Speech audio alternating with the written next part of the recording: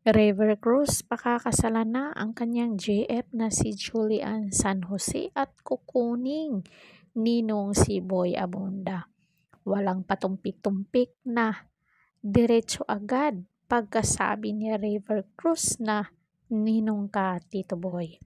Mukhang desidido na talaga si River Cruz na pakasalan ang girlfriend na si Julian San Jose dahil kinuha na niyang ninong si King of Talk, Boy Abunda. Nag-guest sa Fast Talk with Boy Abunda si River at pinag-usapan ang tungkol sa kasalan. Biniro ni Boy Abunda si River na dapat ay sa programa niya i-announce ng magjowa kapag magpapakasal na sila, at sagot naman ng aktor, yes, saka ninong ka Tito Boy. Sa Fast Talk segment ay nagtanong din si River kung sino pa ang iba niyang kukuning ninong at ninang, at sagot ng aktor, Miss Ai de las Alas at Miss Lani Misalodcha.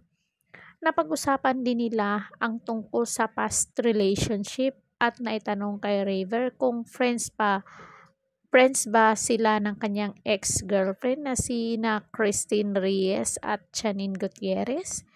Hindi na kami nagkakausap, Tito Boy. Pero pag nagkita naman kami, wala namang problema. Ako pa mismo yung lalapit at babati, ani ni River. Kasi naman kung hindi niya babatiin, it means better pa sila sa isa't isa. Syempre, si River ngayon is nakafocus at mahal na mahal niya itong girlfriend na si Julian San Jose. Kumbaga, si Janine at Christine, past relationship na niya at hindi na pwedeng balikan kasi may mga kanya-kanya na silang minamahal ngayon. Tapos, ang sabi pa ni River, babatiin ko sila, wala namang problema. Dagdag pa nito.